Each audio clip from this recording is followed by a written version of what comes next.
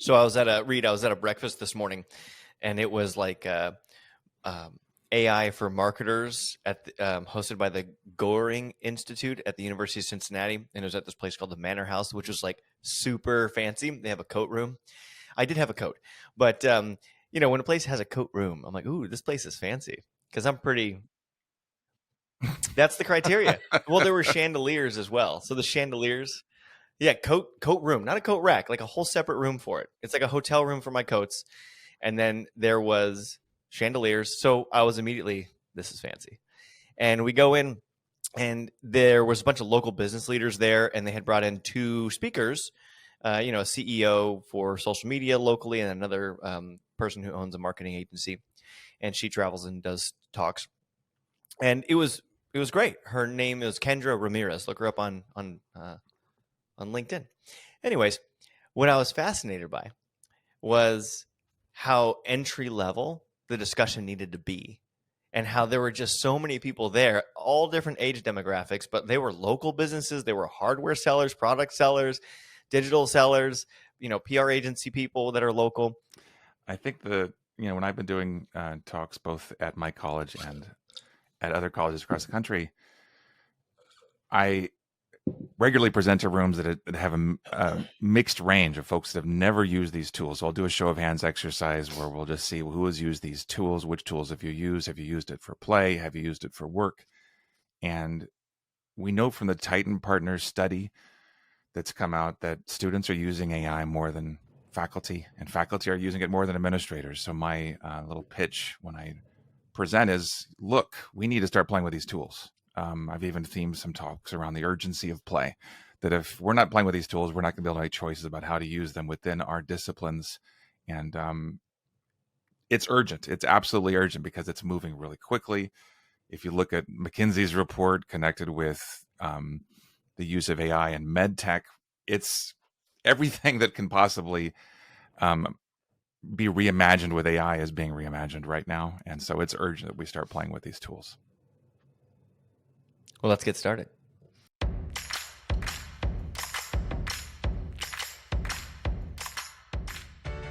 Hello, everyone, and welcome to the Immersive Medical Podcast. We have a very special guest for you today. His name is Reed Dickson. And Reed, welcome to the Immersive Med Pod. Devin, it is always good to be with you. So let's just dive right in. Reed, as you're Director of Online Education at Pima Community College, is that right? I am Director for Online Faculty Experience and Innovation at Pima Community College. All right. So as this person integrated with faculty and online experiences, I assume both student and faculty. Do you do some experience work for students as well? I mean, I think that everything that we're doing is students first at Pima. So we're angled towards making sure that all that we engage with focuses on the students. We try to, on the AI side, since that's what we're talking about today, make sure to have the voice of students on panels and making sure that we're learning from our students because, they are the emerging experts, in some cases more than we are. And in some cases, we need to really aggressively lean towards what they are sharing with us in our classrooms. Like we had a panel back in April in which one of our students said to the chancellor, who was also on our panel at the time, we really need a prompt engineering degree. And another student said, posed the question, what is the importance of specialists in the era of AI? Should we not be more focused on generalists and our ability to quickly learn and pivot with AI? They're posing good questions and we need to be listening to them. And so in that respect, absolutely everything that we do as educators should be leaning towards how do we create a space for students to be experts in the room around things that we may not be experts with ourselves, which is kind of uncomfortable for a lot of educators. So a lot of our listeners they're in the medical field. They are clinical educators or they are trying to become a clinician, whether that's a nurse or a paramedic or even a resident physician and a doctor. And technology, artificial intelligence, immersive technologies is kind of barreling down the mountain towards healthcare. Yep. And public health at the same time as staffing shortages and burnout and all of that. So we wanted to have you on today to have a little discussion about, from a director of online, someone who knows about LMSs, knows the challenges that faculty face when they are working in D2L or Canvas or you name it. How do you help faculty approach new innovations like AI and immersive technologies when they are still faced with the existing tools of an LMS that they have to have for their educational goals? So, right, that's kind of like, how do we integrate or even approach using new technology when I have to continue to use this established technology and it's not quite native yet? So I think with faculty, as with students, but especially with faculty, we like to begin with trying to get a clear sense of what are the pain points for educators and starting from their place of need. Because one more technology can sometimes feel like another unfunded mandate. It's not always fun to play with tech. And we have to start off with their place of need and then bring that technology towards that place of need. And I want to throw the question back at you, Devin, because back at the COVID outbreak, Oh, yeah. The county superintendent's office reached out and asked if we could do a presentation. You and I presented to all the K-12 schools in Pima County on how to use Zoom and how to use technology to get through the crisis. And it was a crisis point. And you brought exuberance. That's one of the things you do. You bring joy, you bring a sense of play, and you did during those workshops that we held for the county. How are you doing that right now with the technologies that you're seeing, medical professionals and educators and students alike, take on? It's cognitive load to learn a new technology. Sure. How do you bring that sense of play forward with them that doesn't overwhelm them? You hold their hand and you do it in person whenever possible. And so, and as technology gets better, you can do more and more things online. So, for example, if it's an immersive learning opportunity, you have to, on the educator side, practice presenting the output through a two-dimensional window for that person on the other side, so they can get a feel for the immersive visualization. And that would be, can I, in a Zoom, screencast my VR POV so the person can get an understanding of what we're trying to accomplish through their little computer screen? Right. And when it comes to bringing exuberance or excitement to new technologies, it really has to do with giving them a practical application in the moment in front of them and holding their hand and going, look at, yeah, absolutely. Step one, you can do step one. And when you do step one, you already are seeing a result. So an example of that is I took a trip over to University of Cincinnati and engaged them with an AI GPT that I constructed for them that helped them with their simulations. It guided them in a step-by-step on here's how to do A, B, and C if you want to complete this medical simulation. But they were conversing with a GPT, and it was very much in beta, but that's how I engaged them with, did you guys ever build your own GPT before? No, not yet. Well, I have something for you to beta test. Also, here's how I built it. Also, this is now an educational opportunity on building GPTs. So I think it starts with practical use, hand-holding, and then something that you can actually put into action. I would say for your medical educators, throwing information at folks is not enough. Yes, there is the wow factor. They want to know that ChatGPT passed the U.S. medical licensing exam in July of 2023. They want to know all the interesting points about how AI is emerging and doing. But what I promote from the very start is, okay, let's all get out our phones and download one common app. And it might be ChatGPT, it might be Gemini, it might be Claude, it might be some specific AI tool that's emerging. But getting them to use a tool to do something is huge, because it opens up the room to realize, okay, there's not necessarily a broad sort of challenge point towards accessing this knowledge. This technology is actually hyper intuitive. When we work with it, it adapts to us. We can learn just by talking to it, especially with the bots that we're using right now. And so whenever I do workshops, I regularly will be presenting information, but asking them to please be on your phones while I present. So I might be a room full of 150 people, and I want them to be on their phones while I'm talking. I want them to be engaged. I want them to be trying something that's connected with the questions that I'm posing. And I will actually ask them to do this search on their phones, or pose this question on their phones, or ask about this pain point on their phones as we're talking. Whatever their specific concerns are, bring it into the tool and have a conversation with it. And then as we dig deeper into other sort of news points that might be of interest to them, I'll share with them all the different gains that come from GPT-4 related to the clinical care exam, or relating to how AI is being used to help medical forms be easier to understand. I'll try to find information that's specifically of interest to the audience that I'm speaking with. And they will be amazed, for example, at that today.com story where that kid had 17 doctors and couldn't get a diagnosis until they dumped the MRI results into ChatGPT, and he suddenly had a diagnosis after 17 doctors. Not to say that Right. AI doesn't make mistakes, but that it is aggressively going to be used on the side to support what we're doing. And that's a wow factor. But they should be on their phones the whole time as we're talking, trying to pose questions to it, to break it if they will, to interact with it in a way that their students might be. Let's talk a little bit about implementation and integration. So we're speaking to faculty, and maybe they are health educator faculty, or maybe they're not. Maybe they're general core education faculty at the college. It doesn't matter. They're all using the same LMS for their students' syllabus, their grades, their output of success. All of that has to go through the LMS. So how do you help an educator approach and utilize these new technologies like AI or an immersive technology? How do you just help them approach that? Because they have to start using it. Maybe it's a mandate at their college, or it's just a personal mandate where they're like, we have to keep up. Sure. I mean, there's many ways to do this.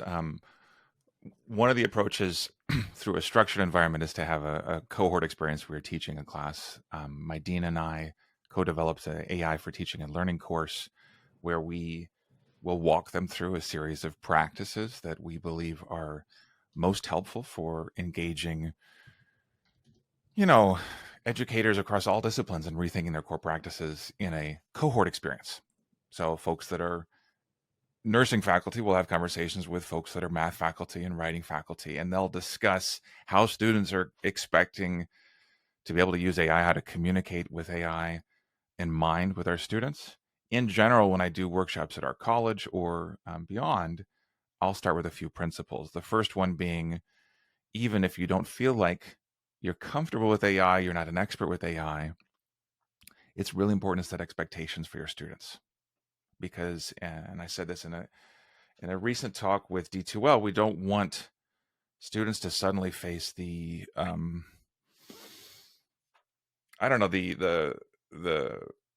physical equivalent of a slap in the face when they get that F for appearing to have used AI within an assignment. This is a contentious time in terms of AI detection tools as well, because these tools generate false positives.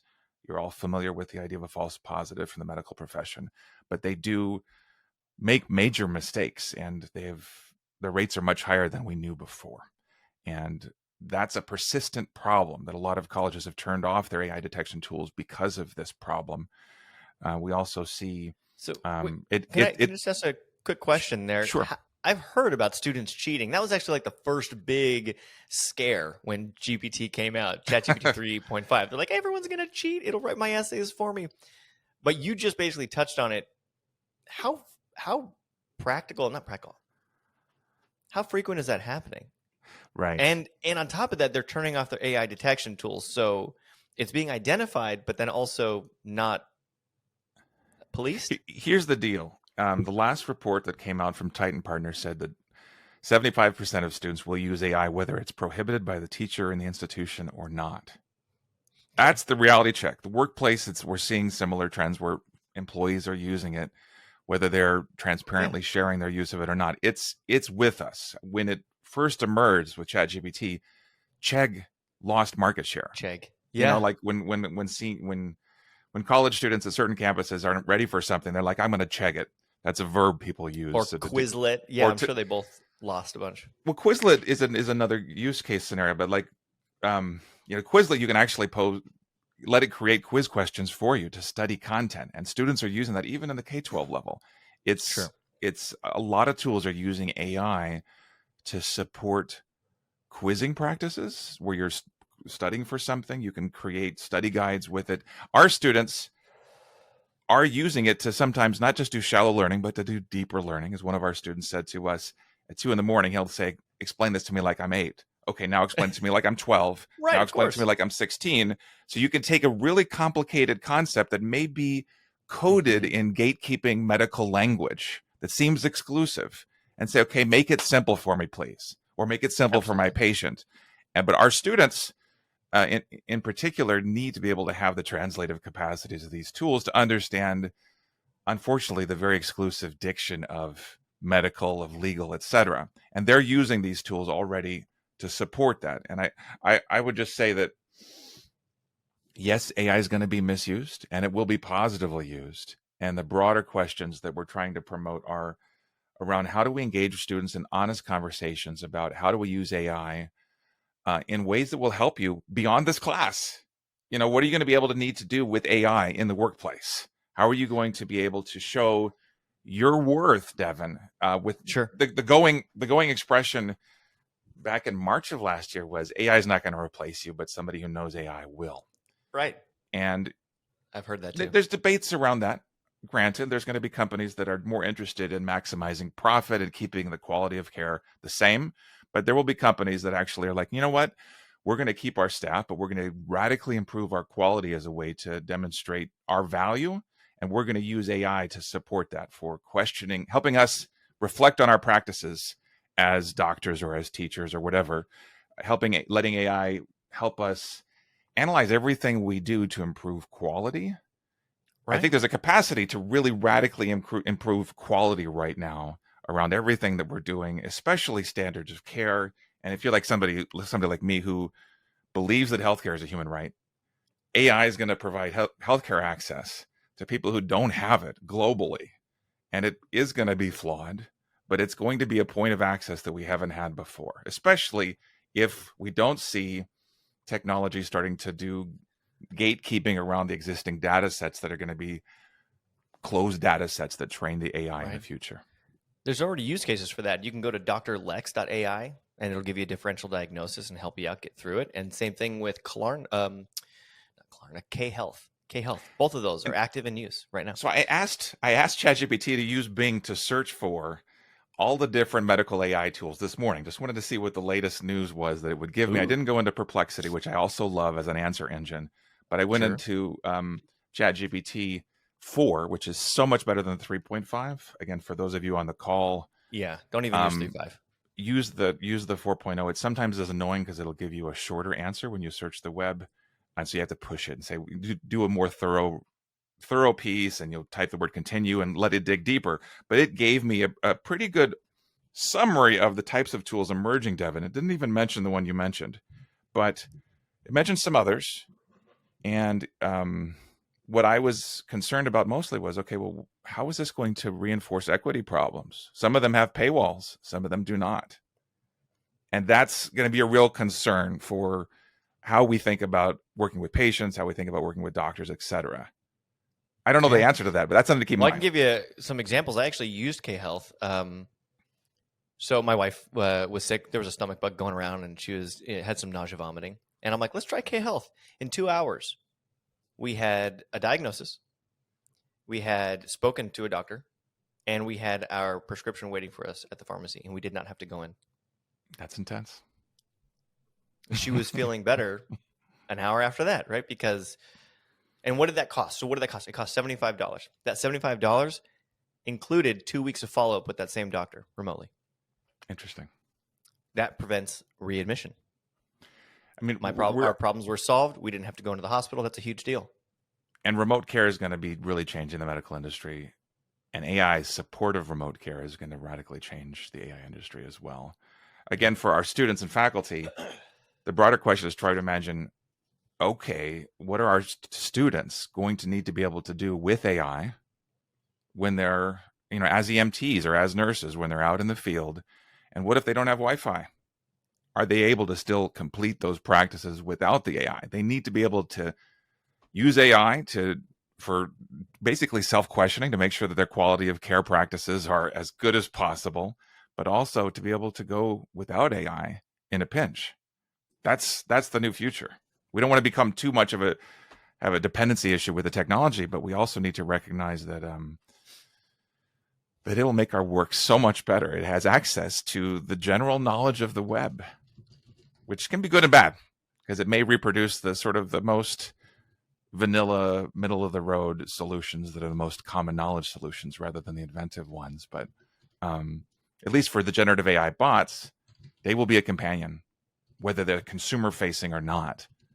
And I expect that we'll see more medical professionals having not AI that's consumer facing, but AI that is, coming out of knowledge trained on the Journal of American Medical Association, or knowledge trained from specific sources, just like LexisNexis has its own AI for legal.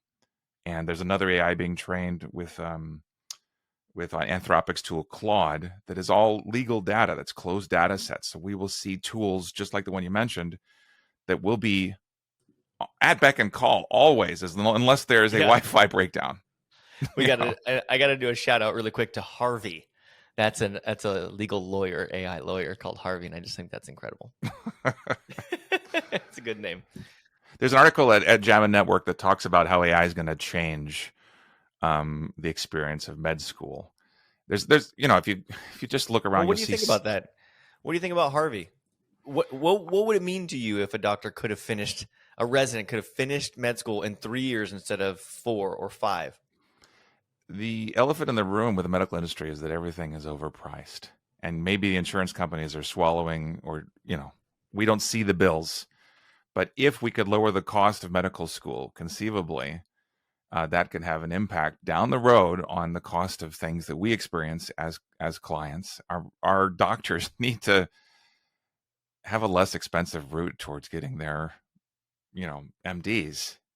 Our lawyers need a less expensive route towards getting their JDs. Everyone needs a less expensive route.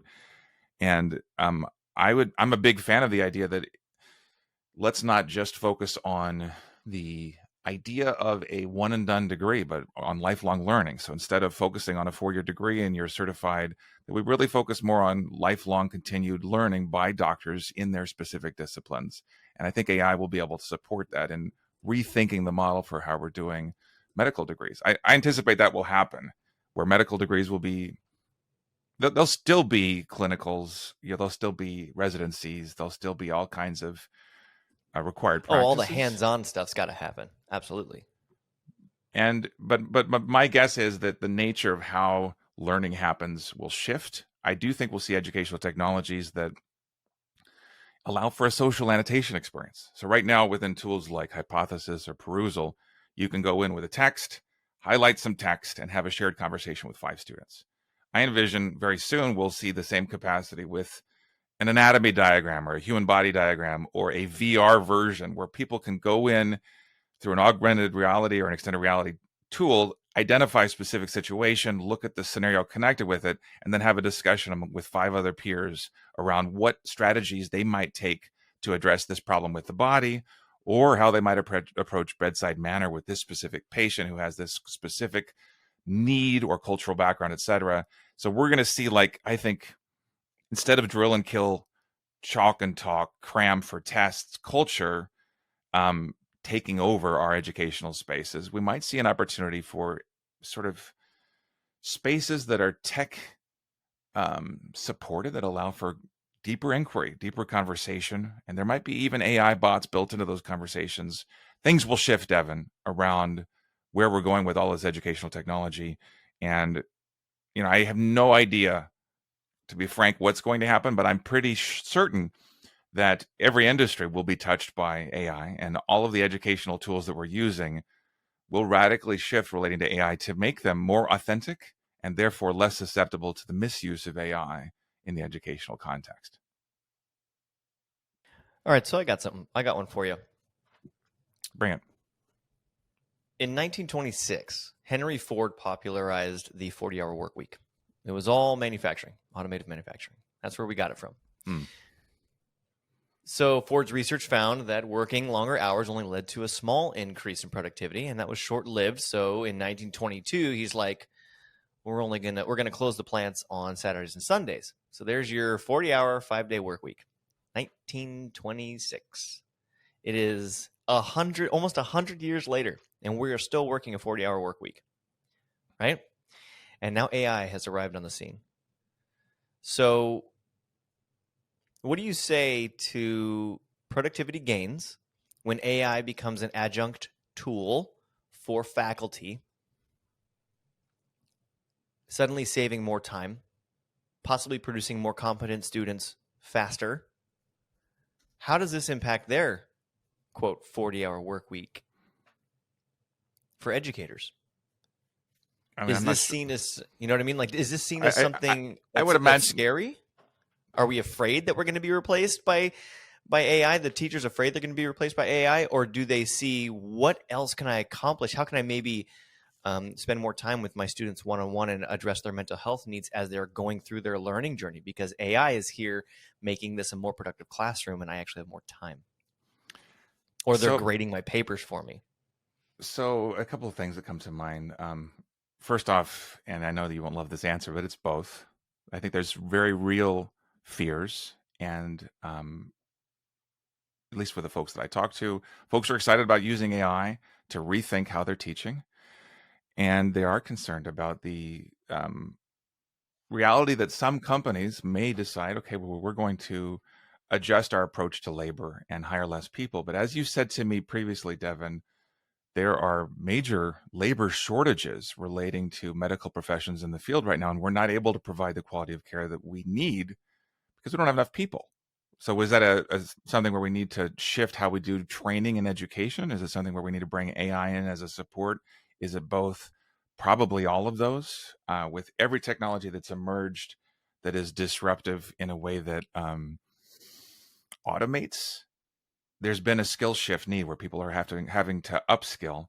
And I think labor has figured out how to keep hold of the 40-hour work week, regardless of Henry Ford, who is celebrated. I think it's the people that make sure to say, okay, we need a healthy life work balance, and they advocate for that and they make sure to do so.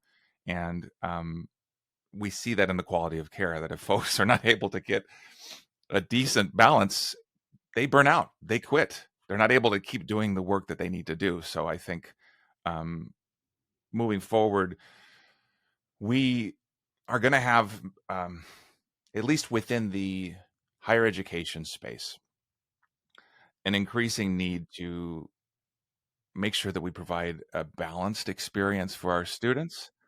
That I'm not really sure how to answer this question, Devin, but can you just rephrase your question again so that I can get to the heart of it? Yeah. Yeah, no, it's okay. I mean, what I'm driving at is that we have a 40-hour work week because of the way we've done work for the last 100 years. And now we have this incredible artificial intelligence assistant that can start to take over tedious and menial tasks, especially the ones that force us to comb through data, information, papers, words, letters, all of these things that are required, especially in education, grading papers, you know what I mean? And also providing tutors for students. Suddenly, these tools become accessible to faculty. We're finding many, many faculty and educators are resistant. Even some schools are resistant for a number of reasons. Students are going to cheat. The AI detection tools aren't accurate, and so we can't police it. It's going to replace faculty.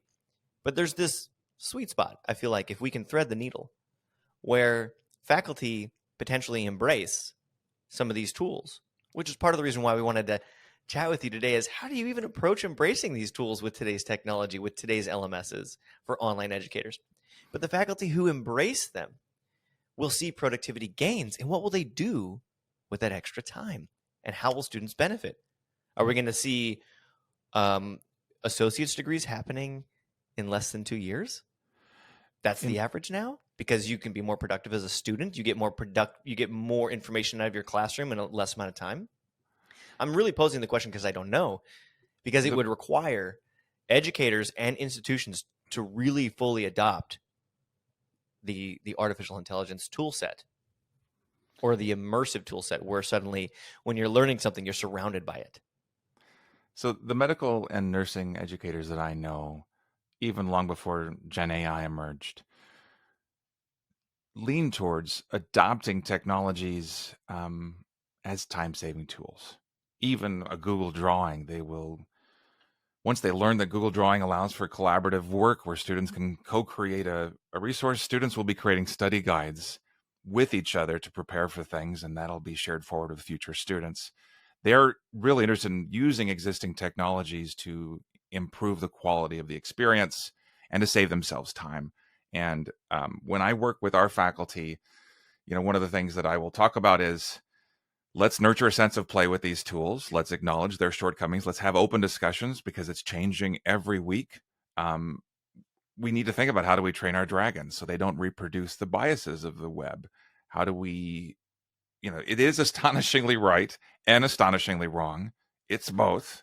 How do we engage in a world where our students can have a profoundly adaptive experience where they're using AI in a way that makes sense to them, that the knowledge that might have felt distance to them is suddenly moving into their familiar, to things that they're interested with, metaphors that explain concepts that were otherwise hard. You can ask AI to please explain this using a metaphor connected with something you love. And if you haven't tried that yet, I would strongly recommend doing so. But with our general use case, and I want to go back to this sort of walkthrough of points that I've been raising. We need to communicate with our students and set clear expectations. Number two, we need to go in and think about, okay, well, let me red team one of my activities to see if I could use AI in that activity in the classroom.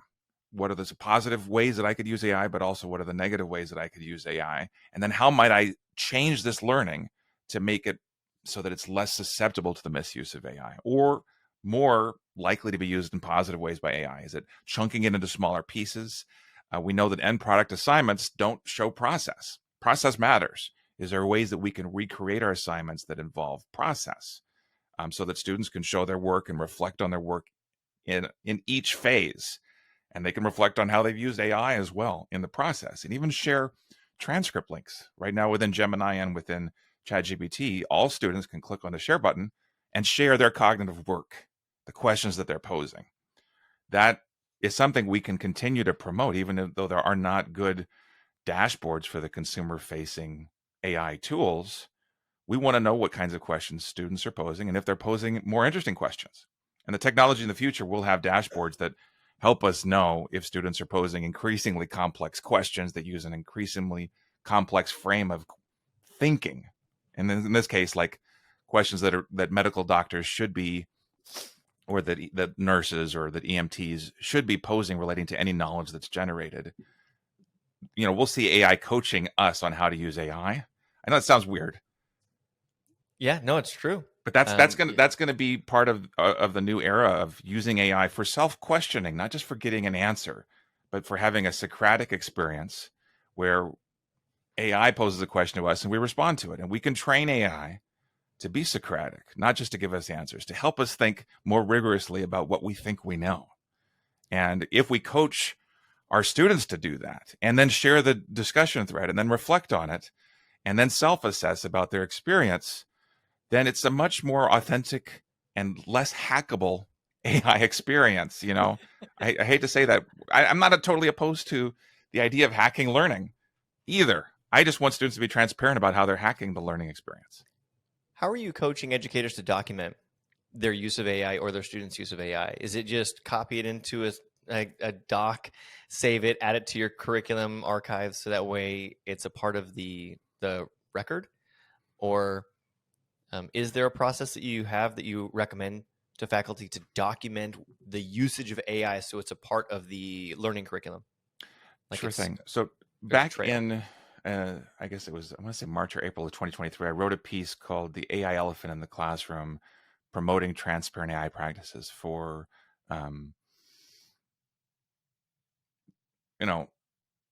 guess the quiet part that I was excited about was I was using AI to write the article. And, everything that I wrote, I was interacting with AI throughout.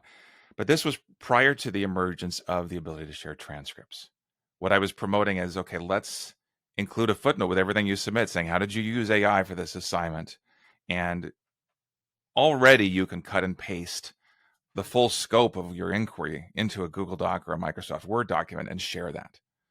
And if you're asking your students as part of their process, to do a multi-turn or extended chat with AI, where they're posing at least 7 tough questions to their bot, that's requiring them to do integrated reading and writing around medical knowledge sets. That's cognitive work at 2 a.m, where they're getting an immediate response to whatever they're thinking. And ironically, their ideas are valued by the AI and they're engaged with. And you can coach the AI to be an expert or to be the opposite. You can coach the AI to play the role of a client with specific needs. And that's true even with these vanilla consumer facing products. We'll see better versions of the AI.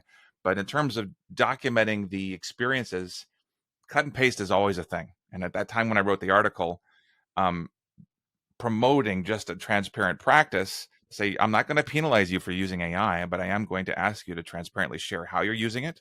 And ideally, we're celebrating students who have the most innovative uses of AI in the medical profession so that we can lift them up as leaders within our classrooms. Now we have transcript sharing, which is, it's not commonly called that, but the chat thread transcript can be shared with the major tools except for Claude right now. Hopefully, Anthropic will update their model and allow us to share threads. But if they share that thread, that's one piece. It's just a link. They go in, they click on the button, and they share the link that includes their questions and their responses. And second to that, that can be a lot of text. That can be, well, I did a download of all of my discussions with ChatGPT the other day, and it was many, many thousands of pages.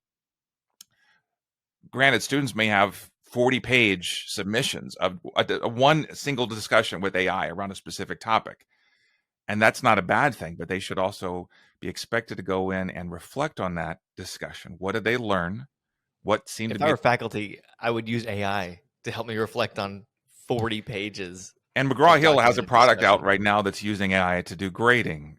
Companies have AI built in to do assessment, but there is a problematic to that, Devin, which is relating to FERPA, HIPAA, COPA, student privacy, student data, that a lot of folks have not built in a process to say, hey, do I have your permission to utilize AI to assess your work as part of my assessment practices so that I can utilize AI, but then provide personalizations on top of that. So you're getting the AI feedback, but then you're getting quality personalized feedback from me as well that might be shorter, but it's that human touch that we're keeping in the loop.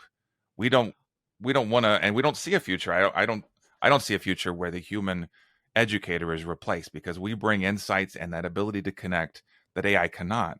But AI brings the ability to have a conversation at 2 a.m. immediately that we don't have. Asynchronous. Yeah. Yeah. Well, and AI allows you to comb through a lot more data as an educator. Mm-hmm.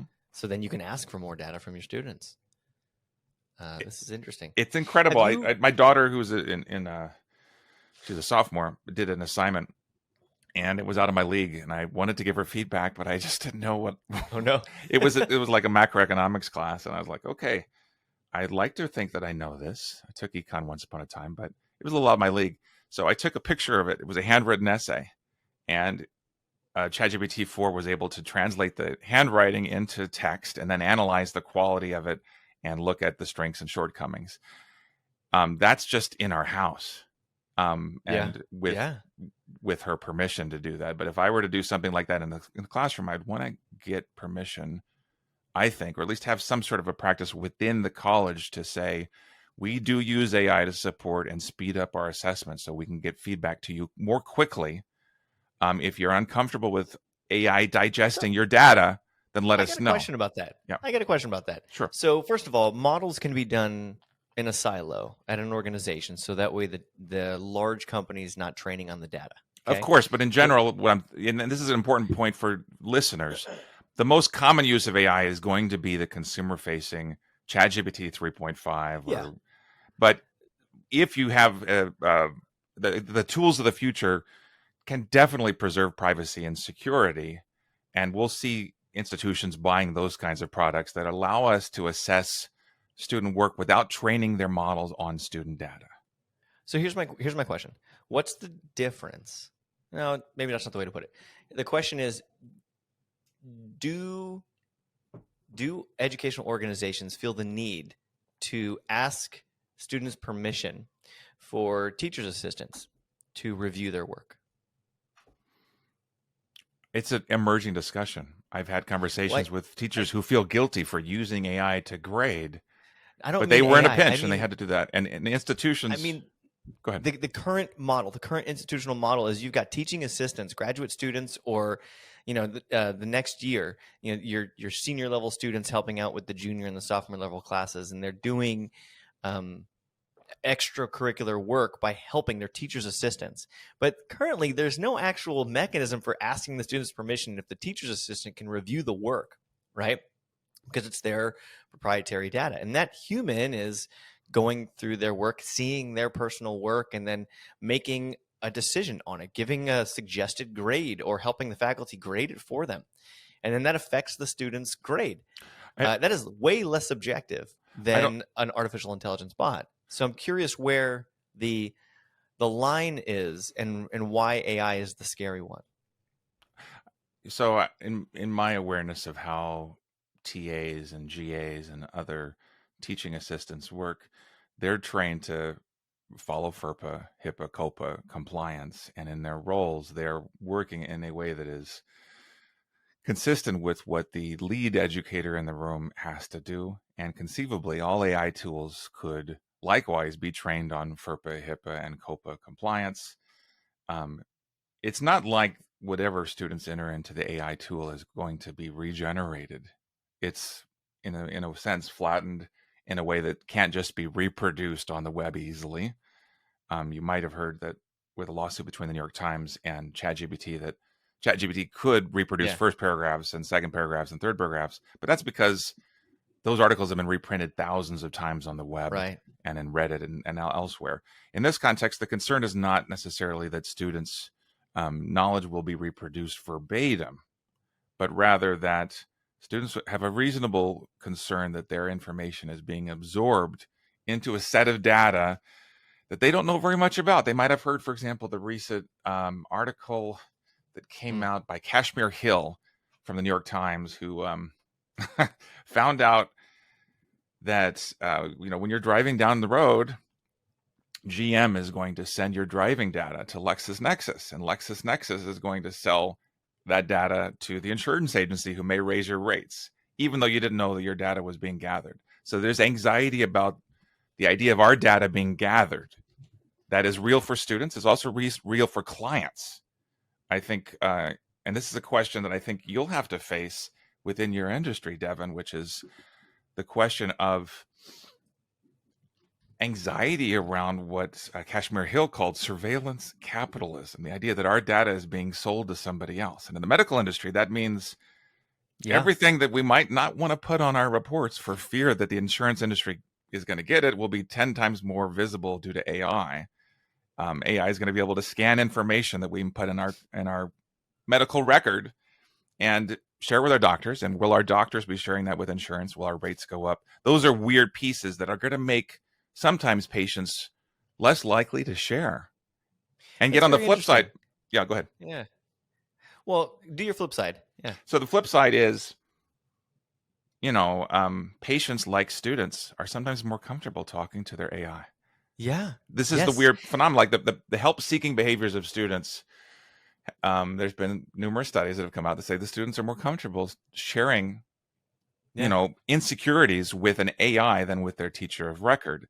And I think we'll see something similar happen with clients that are talking to an AI where they're more comfortable sharing with AI, as long as they know that data is being secure and safe.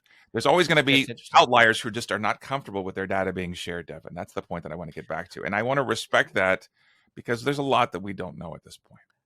Yeah, I think that's actually the key point is the question mark. Is wait, where's this going? I can't see the AI. It's in the cloud. So I just put something into it. Where did that go?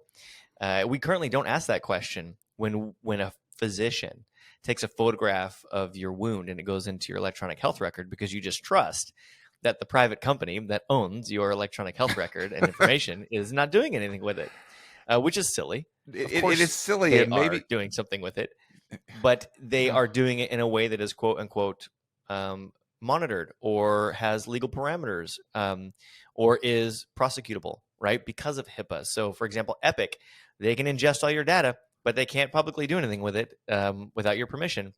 But they are absolutely within their closed house, learning from everyone's electronic health record. So this is the realm of data sovereignty, at least in higher ed, and I think it's going to happen in medical industries where we're thinking more carefully. I watched The Immortal Life of Henrietta Lacks the other night, which had me in tears. It was really well done, but we don't have a history of being entirely honest about how data is being used. Right. And so it's an equity issue in which I think both the ed tech sector and the higher education spaces need to say, okay, well, these are the ways that we're providing students choice around how their data is being used. This is exactly how data is being gathered and shared forward. And it's kind of like a patient's bill of rights with AI added to it. What is going to be the expectation for how our data is digested, ingested, and utilized by AI moving forward? It's a sticky question, but it's something we have to consider. And this is touching on a subject, and we should start wrapping up because we are running out of time here, and we got a lightning round for you. But I do want to touch on something that I think is important for everyone everyone here who are educators or even students who are integrating new technologies, whether that's immersive, and you're putting goggles over people's heads, over people's faces, and they're now standing in a new place to learn. Or it's an artificial intelligence assistant that is helping with productivity and making the students bigger, faster, stronger, or the educators bigger, faster, stronger. These new technologies are scary when you have so many question marks around them. And this morning, when I was at this AI kind of lunch and breakfast thing where a bunch of local business owners were discussing how do we tackle artificial intelligence at our local business. And the person on stage, her name was Kendra Ramirez, said a super important thing that people always forget about is the human aspect. And it seems simple, but you have to make sure that before you integrate these new technologies at your educational institution, your place of work, or whatever it is, that you sit down with the humans in the room, your coworkers, your staff, your students, and say, is anyone here concerned about AI? Is anyone here have any troubles with this? Because we're going to probably do this, and we want to do it together. And if you don't do that, she gave an example of a company who was so excited by AI, and they're like, we got to do this. We got to keep up with the times. And so they just immediately started implementing it. And within a few days, 3 of their employees quit and said, you're doing AI? I'm out. And perhaps they would have stayed if that human moment happened where they had a discussion and they were able to air out their concerns so they could be spoken to. Perhaps not. Perhaps they have a hard line with AI and say, nope, it's Skynet. I don't want anything to do with it. And she went on to talk about how that's actually the sadder scenario, that they draw such a hard line at the new technology that they will be forever siloed from the direction and the shift of the industry until they start to open up and have an open discussion about it. So just everyone who's listening, who is considering or thinking about how we're going to integrate AI, don't forget the human aspect. Don't forget to talk to people about, we're going to approach this. Is everyone comfortable with approaching this? And if you're not, let's talk about it so we can do it together. I also think with systems change within higher education, it's critical that leaders be transparent. That's part of the human element about why they're considering AI. You mentioned to me previously in a past conversation, Devin, that hospitals are short-staffed, that colleges are paying fees now to do clinicals, that there's waiting lists for nursing schools to get more seats. And all of this data is a problem that sometimes needs to be shared as part of the story of why we're adopting this AI to address this problem. But we need to be transparent about, okay, well, what are the problems we're trying to address through this structural change? And if we're not doing that, we will alienate future students and our own staff. And so for me, that's the human element, is not just being friendly and warm, but being transparent and real about what we're considering and acknowledging that it's a difficult pilot. We're going to explore this and get feedback from you. Human-centered design would say we get feedback throughout the process, iteratively, and see if we want to keep this or see if we want to use another solution. But to make sure that every person in the room feels like a stakeholder is so important if technology is going to work for us, because it can backfire. Thank you so much for the discussion. I feel like we could talk for another hour about this just because it's changing. We could probably pull up the news and see something new that's happening right now. That's For true. example, I didn't mention this before, but did you hear about Klarna? I did not hear about Klarna. They replaced 700 human call center employees with an AI. Yep. And their customer service calls went from 10 minutes on average down to 2 minutes, and the customer satisfaction went up. And it's just a well-trained, siloed system. It's disruptive, and it'll be disruptive in positive and negative ways. And the call center phenomena for our students at our college will be felt. The idea that that's going to be at least a job as you go through college. It may be less available.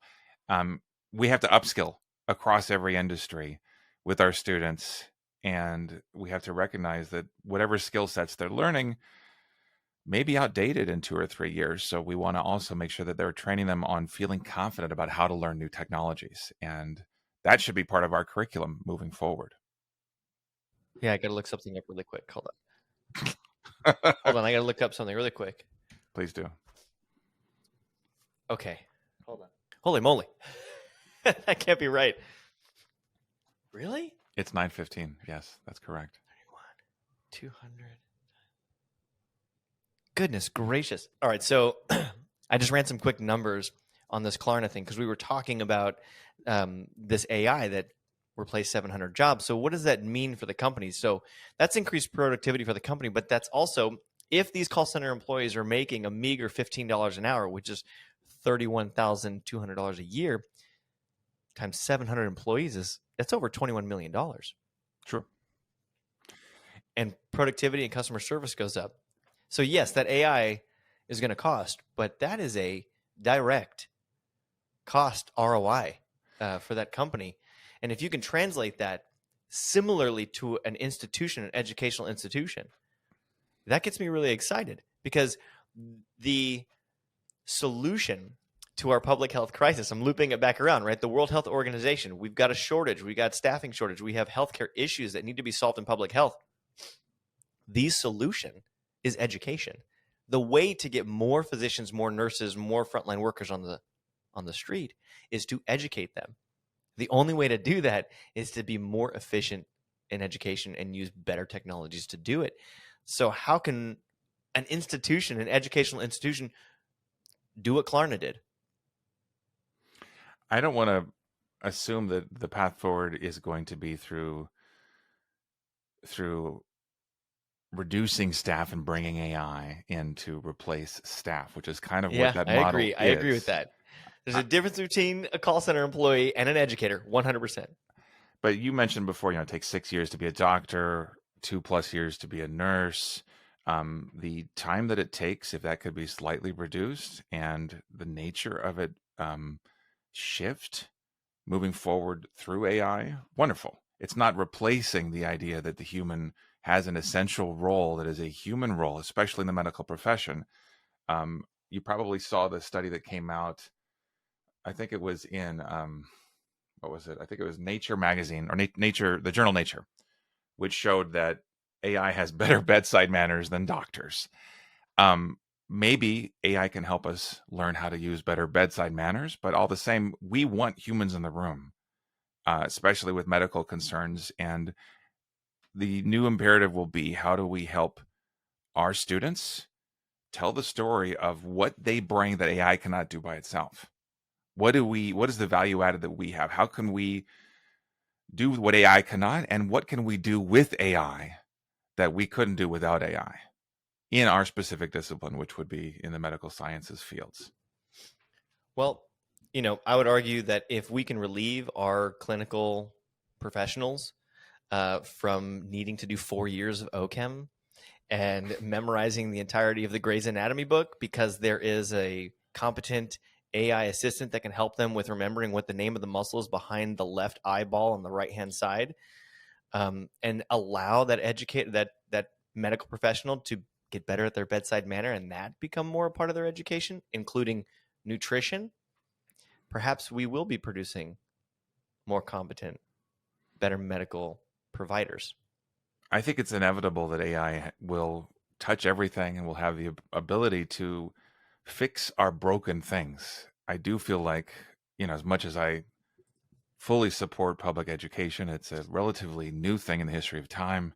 And in many ways, it's broken, as is the healthcare industry. So it can fix the broken parts, or it can just kind of patch over them and keep moving. And so my hope is that we hold on to the broader goals for it, which is why we care about education, or why we care about healthcare. At the end of the day, what are we utilizing these tools? What problems are we trying to address? Rather than just getting more efficient, what does true quality of care look like that is equitable? What does equitable healthcare look like? If Yes. everybody has an equitable standard of care, AI might be used to address that problem. Or on the flip side, it can actually conceivably create more disparity around access. I believe both are possible, and it really depends on how we advance the use of AI within our schools, how we support equitable access to AI for all of our students and our patients. And these will be messy questions that we have to hold on to as we explore these fascinating new technologies. I love that you went to equity and access, because the devices that are behind me in the background, if you're not watching on the YouTube channel, come check it out. I got a bunch of VR headsets behind me, and there's a hardware divide here. So the idea that someone could become a better healthcare worker because they are immersing themselves in some VR headset and they learn better and they become more competent is phenomenal. But some of these are $600 or more per device. And so there is a hardware divide where uh, it's not equitable. However, the internet with open access GPT AI assistant, all you got to do is go to the library, and that's extreme power. So I'm hopeful that AI improves equity and access, because you will not be able to keep it away from people who cannot afford it because it's free. Patient-centered care.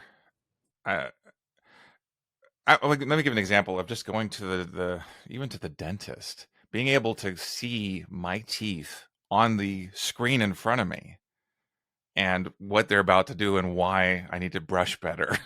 you know, it's super powerful to have that experience. We're going to see experiences with VR and AR where we're going to be able to go in and look at any sort of issue that we're facing relating to surgeries, et cetera, and understand the scope of what we're about to experience using goggles, using VR, AR, or augmented reality of some kind. And that's going to be integrated with AI in the future too. And there will be price points. And I don't deny that, we're going to have expensive technologies moving forward. We need to engage our students in exploring the limits of these technologies because they're going to be changing exponentially, but they're going to be part of the profession. We need to be just conscious of the fact that, yeah, there are going to be some high cost items that we're going to have to know how to use. My hope is that we can advocate for solutions that provide a more equitable access for people, for clients and patients, regardless of their income levels down the road. And that's an advocacy point that I think we just need to hold on to. And with that, Reed Dickson, thank you so much for joining us on the Immersive Med Pod. Where can people find you if they want to follow you or read some of your work or listen to some of your talks? Sure. The easiest way would just be to go to my website, which is reeddickson.com, reeddickson.com, or follow me on any social through Reed Dickson UX. That's my handle. Please reach out if you have any questions or any thoughts. Love to continue the dialogue. Thank you very much. Have a great day. Thank you for having me. It's been fun.